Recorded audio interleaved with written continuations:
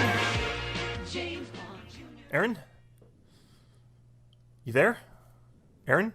Hey?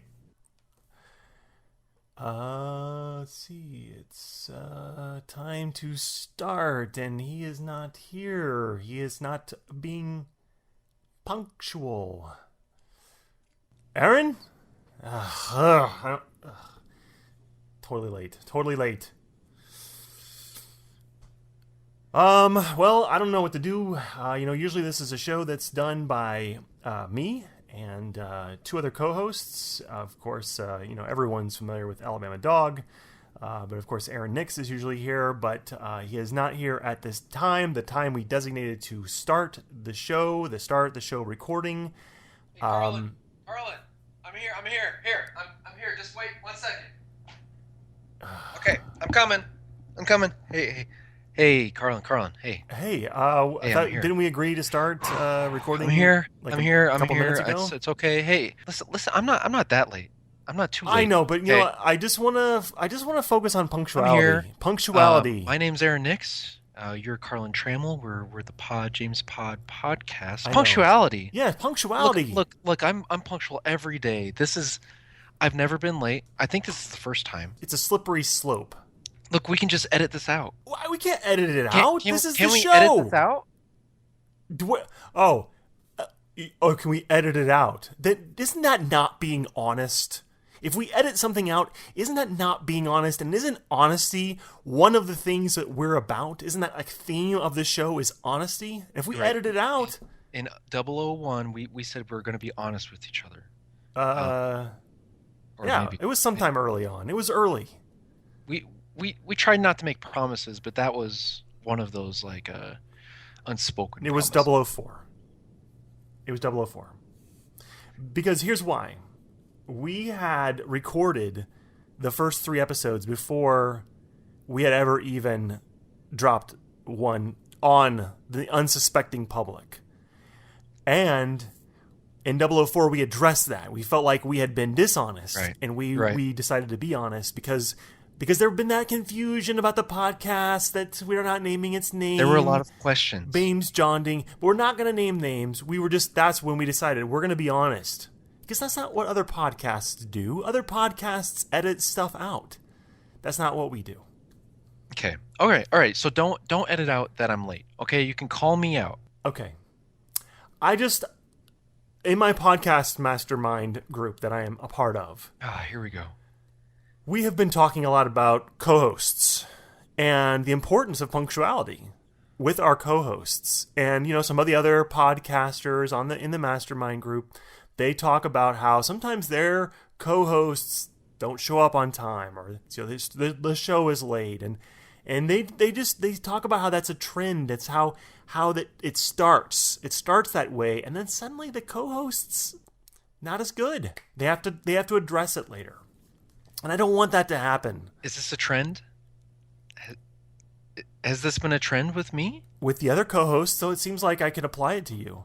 You could apply that trend to me. I wonder, are you in a podcast co-host mastermind group and you've all gotten together and decided to be punctual? So, wait, are you saying you're not a co-host? Aren't you in a co-host mastermind group? Well, I mean, yeah, I guess when I think about it, I think I'm the host and you're the co-host. That's how I think about it. Whoa. Let's take a step back. All the way back to you being late? I mean, who's the guy that showed up on time? Listen, I'm just gonna be upfront with you since we're being honest. Correct. Of course. I don't like this mastermind group. I'm over this mastermind group. I don't know who these people are. I don't know who's giving you this advice. It could be. I feel like they need to be vetted through me and through Alabama Dog before you continue doing any further sessions with them. Vetted with you? Yes. It sounds like they are manipulating you. It sounds like they are poisoning your thoughts. You used to be so poisoning my thoughts. I'm not the one who showed up 97 seconds late. Fine. I'm sorry for arriving late to the podcast, to our recording. Okay? I'm sorry. Okay. All right. If you need me to send you peppy pistachios Oh to no, keep no, it up to you? not again, not again. I made that mistake last Did episode. you have an allergic reaction? I Uh, never found out. I just my throat would kind of burn for a while, but I mean I survived. I Thank God for QK.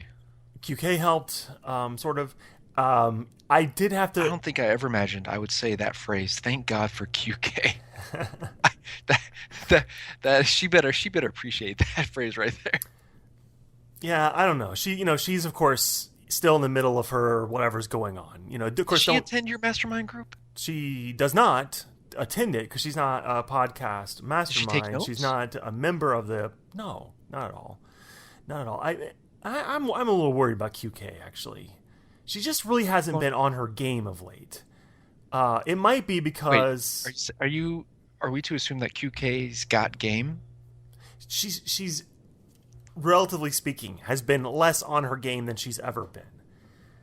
Wow, you just are really disappointed with all of us, aren't you? Yeah, I guess I'm a little disappointed because you Do you were need to late. come to Nebraska again? And do we need to have like a little like therapy session going on or what? Why would it be? Why would I need to come to Nebraska? Why wouldn't you come to Tallahassee? Because that's what happened last time and it worked out so well. So why wouldn't we do the same? Are you wanting to split up the podcast again? No. Is that, we mean last time? Did I say that? That's what happened. We Like split last the time, show up, well, you're the one and talking then about that you're the I host was and the that bigger I'm just the person. co-host. All right, so something's going wrong with QK. Some drama in the Tallahassee office. Well, it's the stuff we've talked about before. I mean, it's just we had the big employee turnover situation. We Yeah. had a bunch of people leave the James Pod corporation. They went on to other things. They couldn't keep up. They couldn't keep up with me. I'm They like couldn't 20. handle the authenticity. I'm 20 steps ahead of where everybody else is, and I get not everyone's going to be able to keep up, but they weren't anywhere close. 20 high-level goals ahead of everybody. Pretty much, and QK, she's been a rock. She tries. She's been there for me, but I just recently, the things that I need her to do, it comes back, and it's just not. I just wish there was something I could do, because I know it's not me. I know it's not me. Fire her. You think I should fire her? I think it might be time. I think it might be time for her to move on. I don't know. I don't know. What would you do without her? Huh? She always says such nice things about me. She always is very complimentary of me. She tells other people how smart I am, how much of a genius I am. I don't see that very much on Twitter. All she's doing is complimenting cats and smoothies. She's always offering me smoothies. Yeah, but you don't like smoothie time. Last episode, you were complaining about smoothie time. I know, but she offers them to me. I She don't know. took your I just don't. pistachios away. She lost all the notes to Octopussy. You're right. She did. She did lose the notes to Octopus. It sounds like she is sabotaging. I've asked our her to write. podcast. I've asked her to write some of the book recently, and she brings back these just I don't know. I say write a chapter about She's not an expert. Cigar Girl, and I give her a bunch of notes. I say write about Cigar Girl. What more do I need to say? If there's any subject that she would be an expert on, it would be Cigar Girl. And you would so, think. yeah, you would think. And so then I get back, I just get like a half a page on stuff. It's like this can't go in the book. Writing a book, not an essay, Yeah. not a blog post. This isn't like a group project in high school. We're all writing a few paragraphs for something. I mean, this is a book. I can't put my name on this. It's depressing you. Yeah. I don't think she likes time away from her. When you spend time with me, I know it's just once a month. Well, although this month we did talk a few times about my financial situation. That's right. So maybe that's it. Maybe you were giving too much time to me and not focusing on your employees. Yeah. Maybe I need to look. Maybe I do need to look at myself.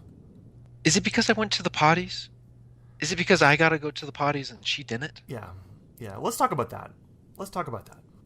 you attended the potties, and we knew pretty early on that because we've mentioned this the last issue. We knew about this pretty early on. We knew about this last episode or two that James Pod is not a winner of the 2015 potties. We knew that going into that. We were the losers. We knew that. Yes. That's why I joined the podcast mastermind group, because I want to win the 2016 potties. That's my high level goal. It's been our goal from the beginning. Somehow though, you got an invitation to attend, because even though James Pod didn't win, it seemed as though somebody who's peripherally attached to our podcast did win. I was given an invitation because of my cat, Toby. Yeah. If you've listened to our show before, you know that we've talked about winning a potty, and that my cat, Toby, is a previous winner of the potties. So I was given this invitation out of the blue. So this is all since last episode. Last episode we didn't talk about this. So I talked to Bama Dog about this, and Bama Dog really wanted me to go because he thought it'd be a great way to campaign for him to be the next James Bond. Be a great way to campaign and to promote for Bama Creative Group. So I went. I was in Las Vegas, and I went to the podcast award, the potties, and I show up and I'm handing out the Bama Creative Group pillows, and I'm meeting everybody, thinking that the pillows. Yeah, the pillows. The Bama Creative Group pillows. You didn't get a pillow? No, I haven't gotten a pillow. So they're in this shape of like a little dog tag, like a keychain, like his logo. Uh-huh. That's what they're in the shape of. Okay. And it just has like the logo on it, and they're like little pocket-sized little Bama Creative Group pillows. I assume because he likes to lay down on pillows on the ground, and he figured other people would enjoy them. So he gave me like boxes of them so that I would go to the potties and hand them out to other podcasters. Okay. And some people are really, really nice about it. Some people would roll their eyes. I think they've heard about Bama Dog, and there's just some jealousy issues there. So I got to meet a lot of podcasters. I sit down. I'm thinking, there's this chance that the winner of our categories might not be there, and they might just give it to the James Pod. Because it must be present to win, right? Yes. You must be there to win. So I'm thinking, you're telling me there's a chance. Sure. So I mean, that's not the movie series we talk about, but sure, go ahead.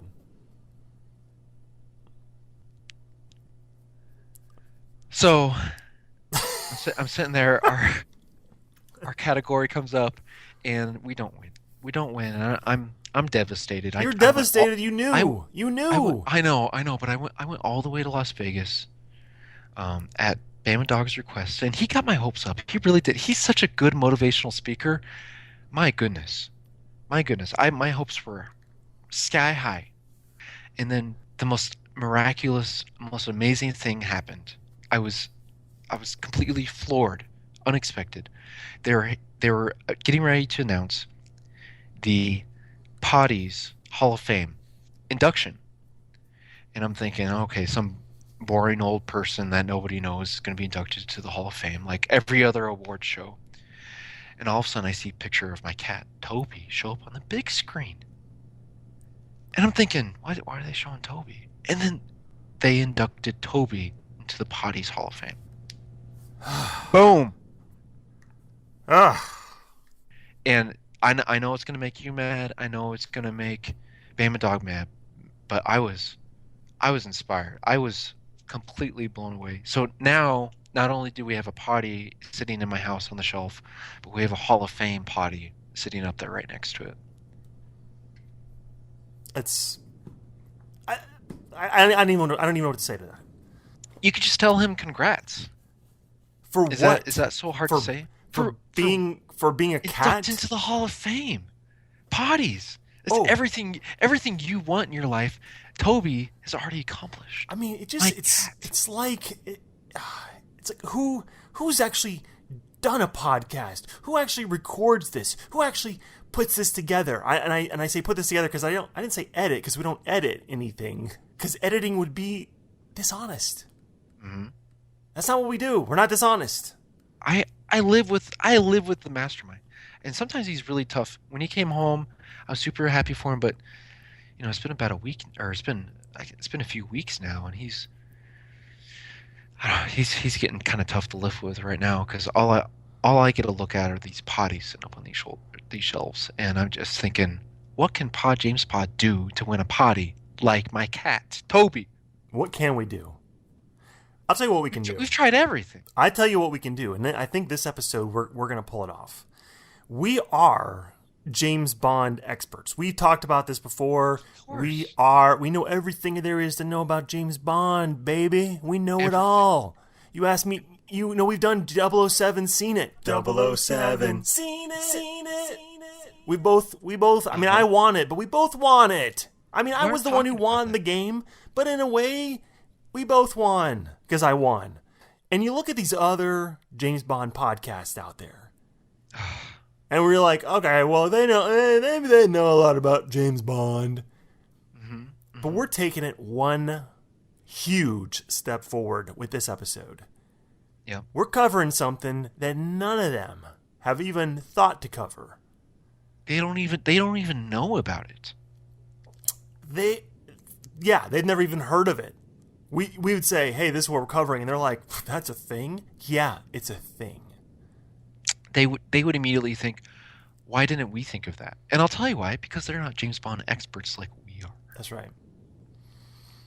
This month on the podcast, we are covering the 65 episode long 1990s era cartoon known as James Bond Jr.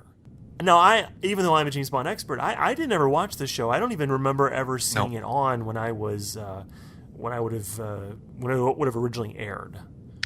I did not, as well. I had never even heard of this show until until I became a James Bond expert. Yeah, at that point you had heard of it. At this point in my life, when 1992, I believe, I was not a James Bond expert. Like I am today, 1991, 1992, something like that. Yeah. So now that we do know, what we decided to do is that we decided to watch a couple episodes. Each of us have watched a couple episodes, and I believe that we both watched the first episode, and then we both picked a surprise second episode that we didn't talk about beforehand.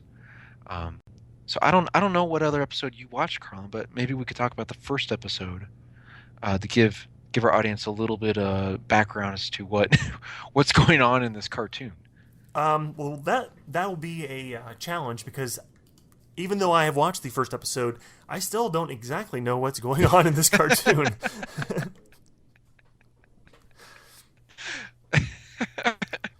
As do I. There are so many question marks within the first, with like the pre-roll.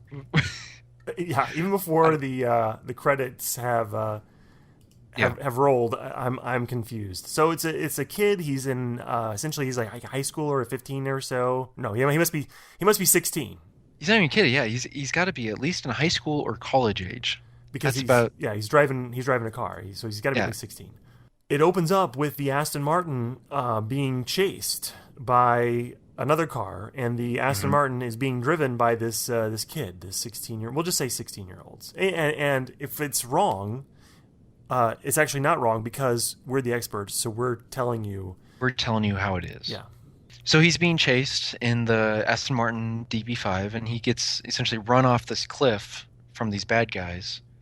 And then the Aston Martin transforms into an airplane by a simple touch of a button. Yeah, a la Mask. That probably predates your time as well. There was a cartoon called Mask, and all the vehicles would turn into other vehicles. So the Camaro would turn into a car, and the motorcycle would turn into a helicopter and so on. And this had that same sort of vibe. And that's it's not so unprecedented in James Bond movies, such as like a car turning into a submarine or something. Which like we haven't talked about that I movie know. yet. But yeah, exactly. But so yeah, so his car turns into an airplane, and then he flies away. And later we find out that the person who's after him, we never really see his face straight on. He's kind of in the shadows. He's I don't think they ever say his name in the episode, but you find out that he's Scum Lord, like the head of the Scum organization, SCUM. Saboteurs and criminals united in mayhem. So they're sort of like a kid's version of Spectre. Well, except they're not a kid's version because they're not kids. Sorry, the James Bond Jr. version of Scum, or of Spectre. But you're right, because they're not dealing with kids. They're not kids. They're a very real threat, and I think that's in both episodes I watched. Scum is doing like these are missions that the real James Bond would go on to fight, but for some reason, they're only affiliated with James Bond Jr. Yeah, because James Bond apparently is onto things that are even bigger. Like I want to see those adventures because those have to be like even crazier. Yeah, yeah. I want to see the James Bond cartoon equivalent of the James Bond Jr. Because, I mean, James Bond Jr. He's got girls all over him. He's got more gadgets to even know what to do with. He's got in one of my episodes I watched they're shooting nuclear missiles off the Rush. I'm like, this is James Bond material here, James Bond Jr. What are you getting yourself into? Yeah. Well, and it doesn't try and hide that fact. I mean, it's very there's like a kid version of almost every major James Bond character. So James Bond junior Mm-hmm. I guess let's just start with him. He's not the son of James Bond, as you might that makes think. sense. Because why not? I mean, if there's any number of mothers he could have. I guess they didn't want to soil the James Bond name and have this be like, I guess. like, well, let's keep the name James Bond Jr., but he can't. There's no way he could be the son of the actual James Bond. So let's have him be James Bond's nephew, because that makes more sense. Which then means one of two. Well, I guess which essentially just means one possibility is that James Bond has a brother. He's got siblings who we don't know about, and since we've watched Skyfall, that has been debunked. Oh, there we go. The Skyfall segment. Skyfall is basically saying that James Bond Jr. doesn't exist in its universe. Yeah, so I guess the post Casino Royale Daniel Craig James Bond universe, there is no way James Bond Jr. could fit in that. They have retconned that out. So James Bond Jr. can only exist in the pre-Daniel Craig era of James Bond.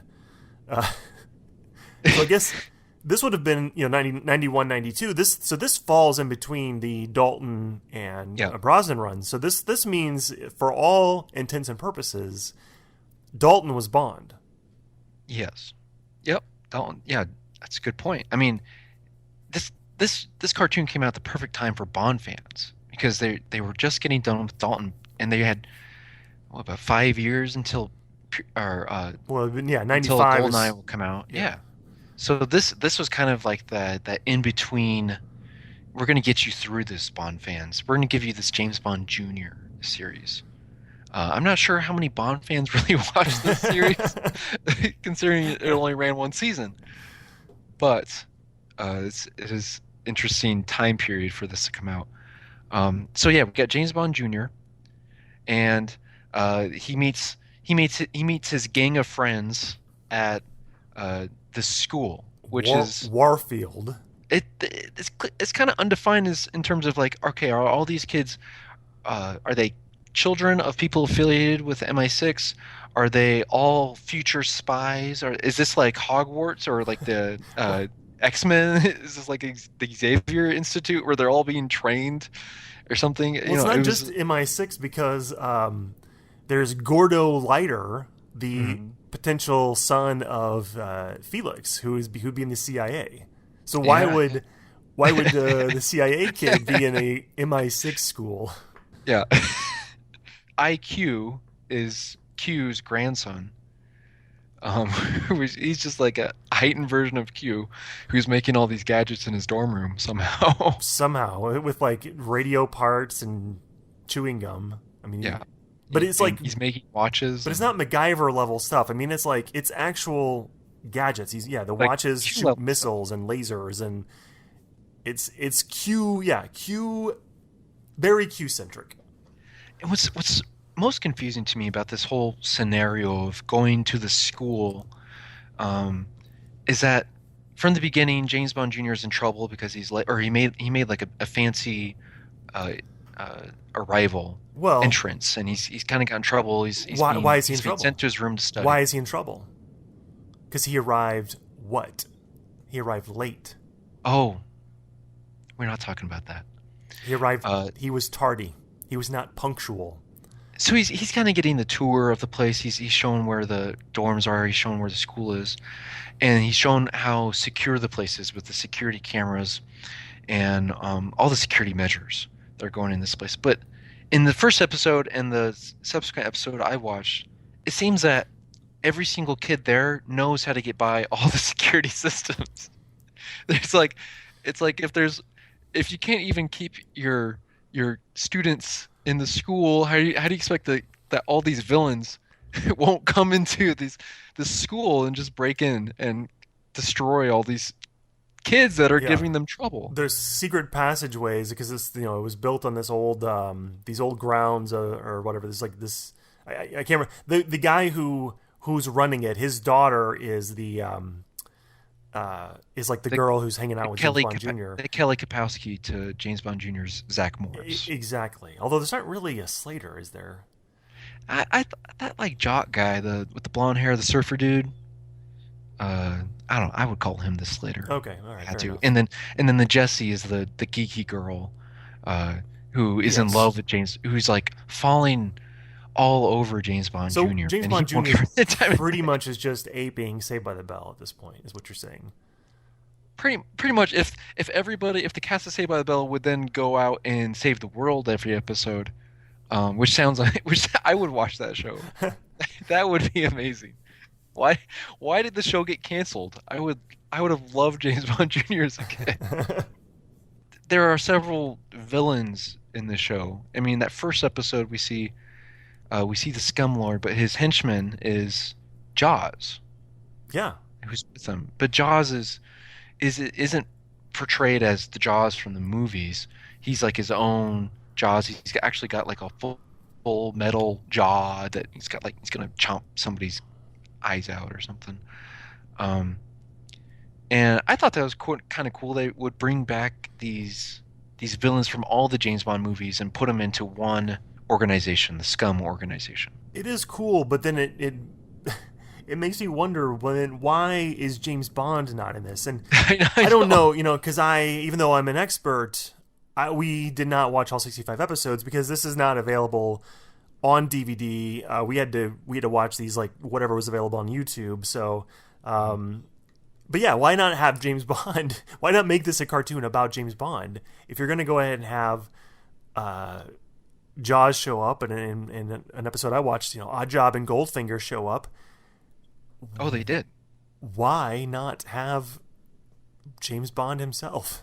Maybe because James Bond has already defeated all these villains, so they got demoted to like the Scum organization.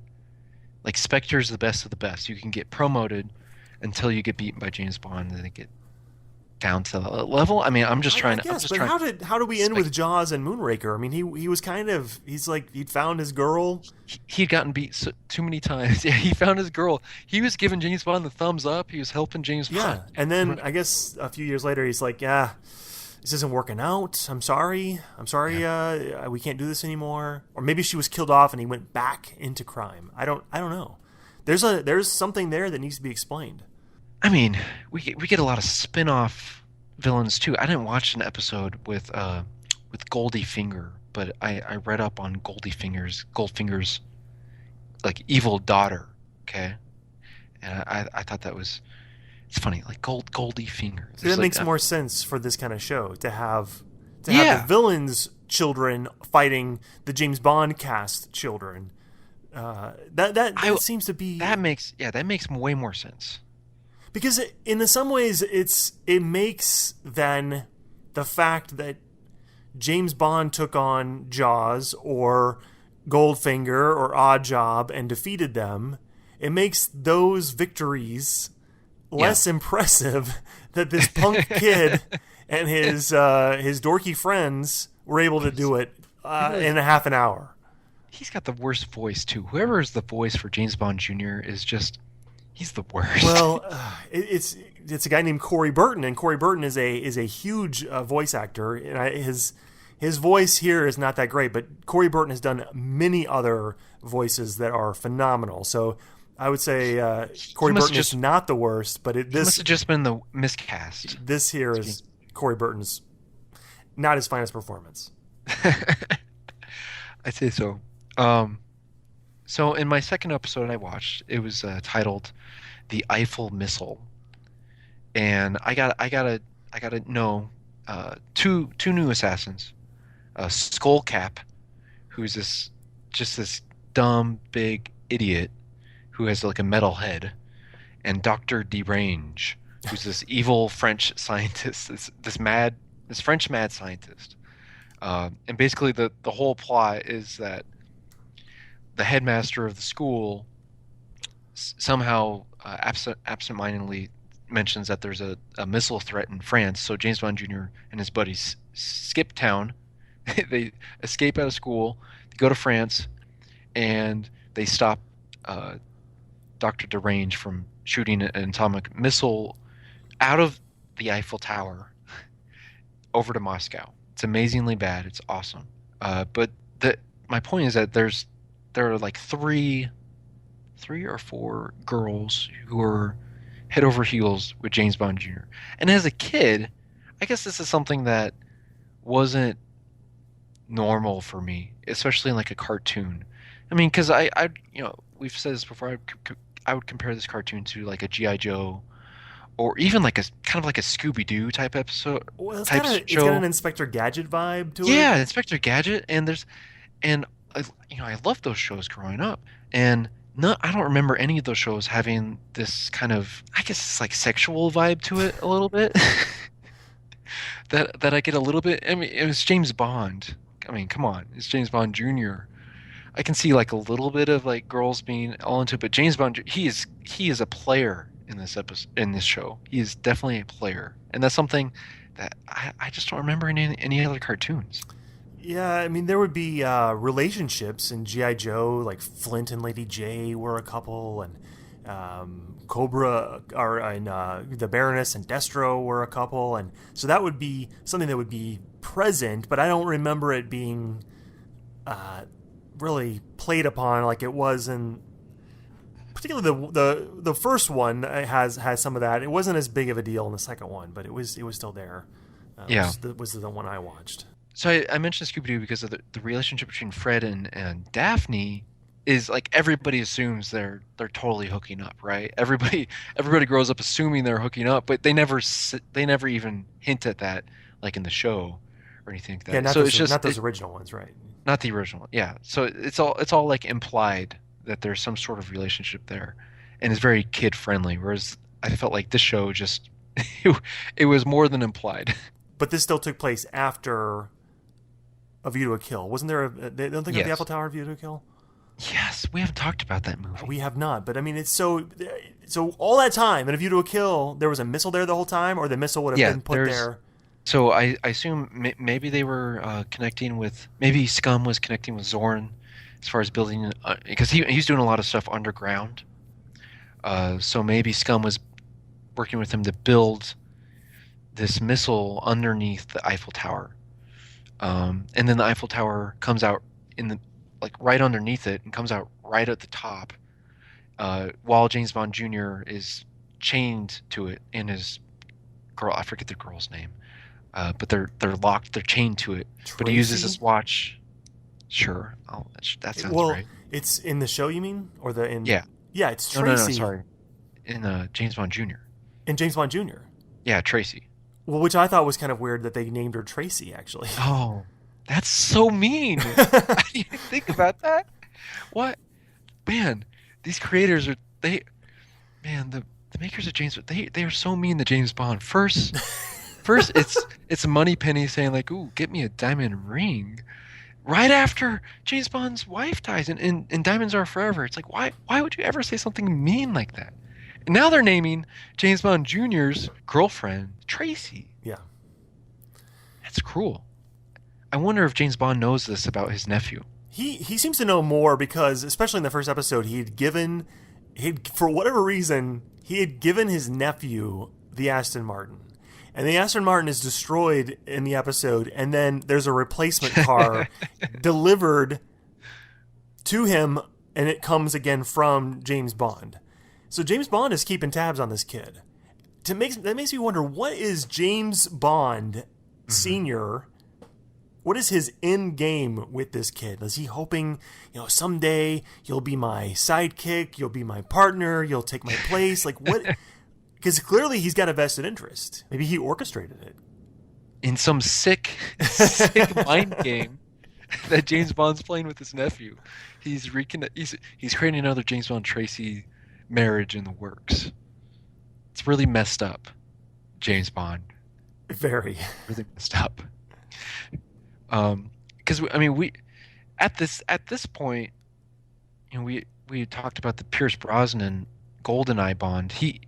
When GoldenEye starts, it's taking place even when Roger Moore is still a Bond.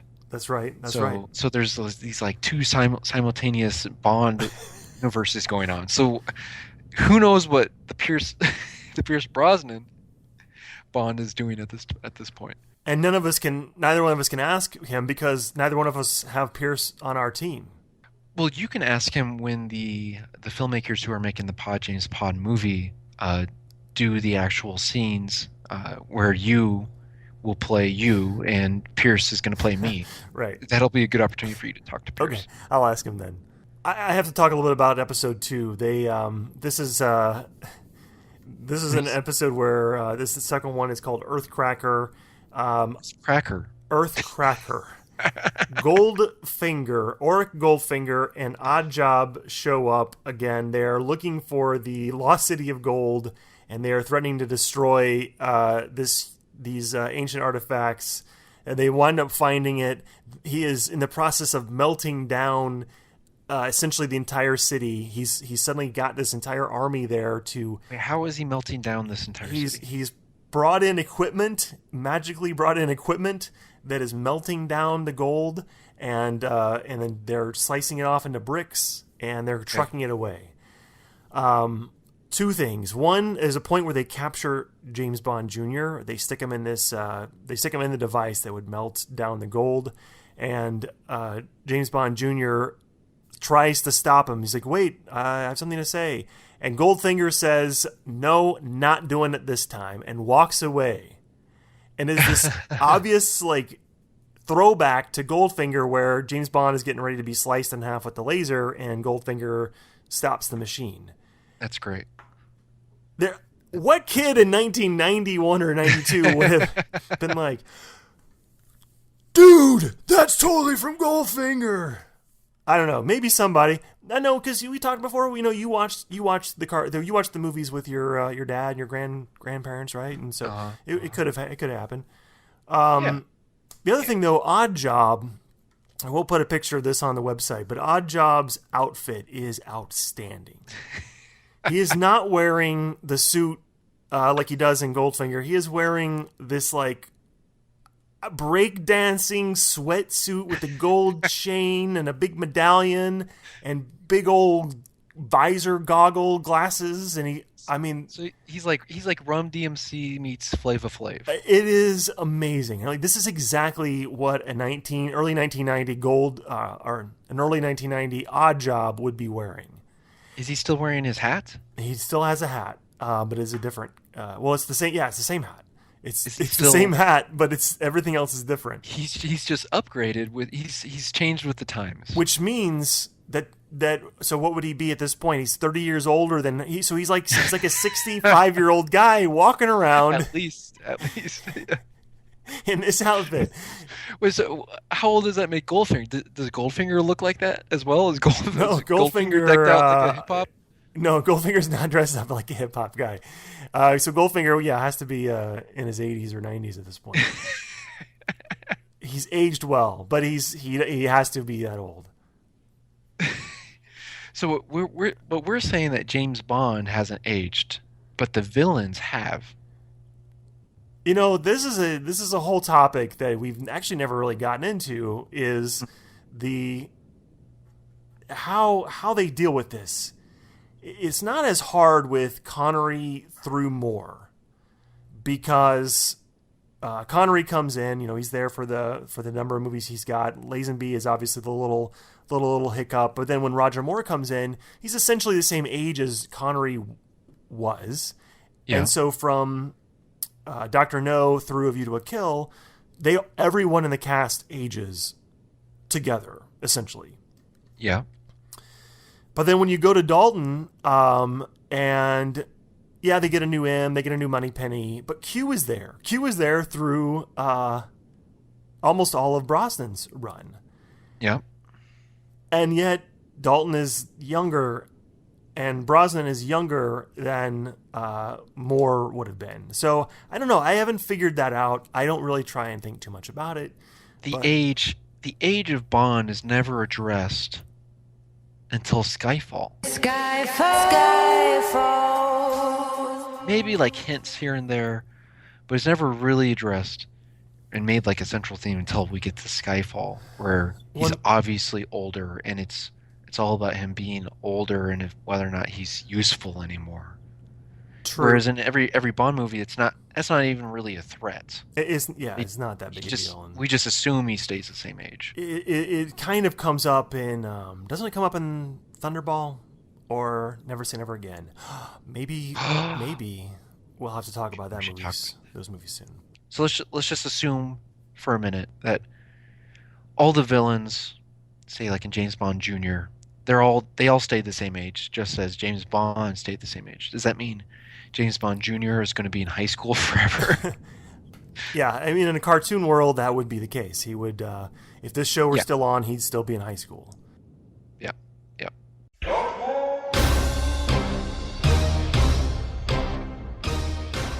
I think it's worth, we did this before when we did the Casino Royale original movies. We did try and include characters from those movies into our dodgeball teams. So even though this is not canon, I think we should look at maybe trying to add a character from James Bond Jr., if you want, to your dodgeball team. And I think it is your turn to go first. So if you have somebody in mind that you'd like to add, then go for it. I think it's really tough to add somebody. James Bond Jr. he's just too much of a punk. I think he's going to completely clash with my Roger Moore Bond. And the villains were not impressive one bit. And all of his friends they're just lame. They're just really, really lame. So I'm not going to pick anybody from James Bond Jr.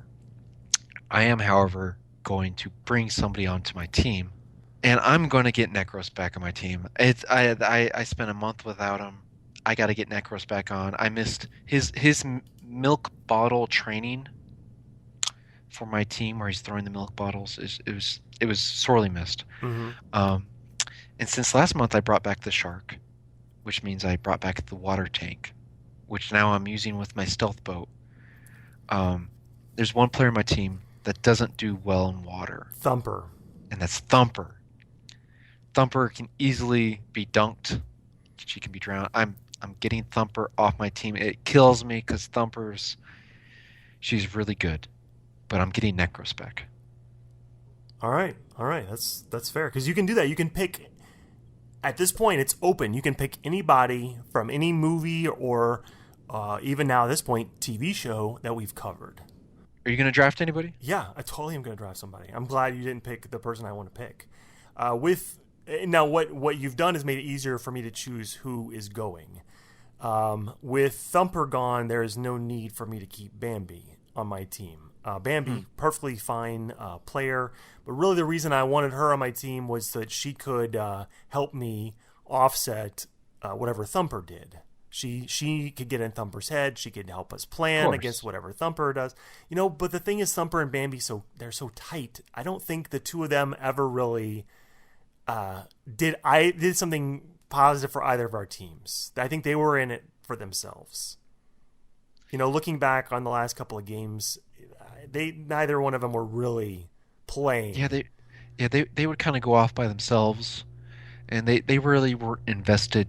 Or Thumper wasn't really invested in my team like the rest of my team. Yeah, and Bambi was not as invested in my team. So Bambi is off the team. I am looking now for somebody that can help unite my team. I've done this before. I had Octopussy on my team before.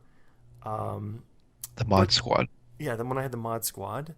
Why are we talking about Octopussy so much? Well, I'm just trying to say that what I lack on my team is a strong lead person. I mean, I do have 3 James Bonds, but in that, none of them can rise to the top and be the leader of my team, the person that I know that if I'm not able to be out there on the floor because I'm just the coach, I need somebody who can be out there and sort of run point and be the uniting voice on the team. You need a field general. I need a field general. And who better than someone like Coach Mitchell?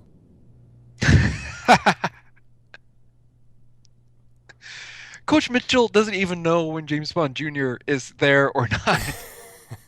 James Bond Jr. will show up halfway through track practice and he'll go, "Hey, James Bond, you don't even look like you're tired."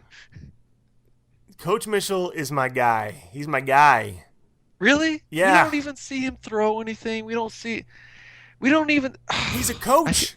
What more do you need? He's a coach. Aren't you the coach? Can you not handle being your team's coach? What do you care? You're the coach. What do you care who I choose? You can't have 2 coaches? Maybe I need somebody who's there helping me. You're trying to talk me out of him because you don't want to have to face him.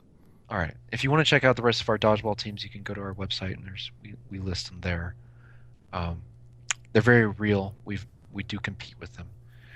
So what I want to know, Carlin, is your overall feelings about James Bond Jr. I know we each watched 2 episodes, but I would consider us experts. Of course, we're experts. There's no question there. But if you had to put James Bond Jr. into one of our tiers, top, middle, or bottom, where would you put it? Yeah, I would say that even though you did say we only watched 2 episodes, I don't see the other 63 episodes being any different in quality or approach than what 2 episodes I watched or 2 episodes you watched. So I do think 2 is a fair sampling. To be honest, I'm not curious enough to really go out of my way and watch anymore. This is going to go in my bottom. Bottom. Wow. This goes in the bottom tier. Yeah, I'm going to have to agree with you. I like you said, watching 2 episodes, I can see how this series could be formulaic and get old really quick. The only reason I would watch it would be for the villains, to see what other kind of villains or their different takes on the James Bond villains. I don't need to see any more. I'll go check out Oddjob, but I think that'll be about it. Did either episode that we watched, was there a boat makeout to end the episode? I don't think there was in either episode. There was not in the first one, right? As much sexual tension as there was in these episodes, there was no makeout that I remember. I don't remember, make out at all. I don't even think there was a boat scene in either episode that I watched. But there was a hovercraft scene in mine, where he drives hovercraft onto the water from England to France. Oh wow! And then and he's getting attacked by a helicopter, and then he drives the hovercraft onto the ground, onto land. Did Cigar Girl show up? It's amazing. Oh, that's That's a good point. I didn't even think about that. QK would love that episode. The Eiffel missile. But let's just be clear that since this is not an official James Bond movie, this does not go against the boat makeout No, it does tally. not. It does not. Or our tiers for that matter. But we will still put them up on our website. Yes. I think that does it. I think it does. Other than to let listeners know that we're glad they listened, and that we want them to come back next time. And what are we going to talk about next time, Aaron? Next time we're going to have a good discussion about Thunderball / Never Say Never Again. It's a double feature. A double doozy of Pod James Pod podcast. You don't want to miss it. All right, we'll come back next month and listen to us close the books on Sean Connery. It's good talking to you, Carlin. Yeah, next time, try and show up on time. That'd be nice. All right, Al, have a good month. Yeah, and, let me know if you need help with the finances again. Don't talk about that. All right, bye. Bye.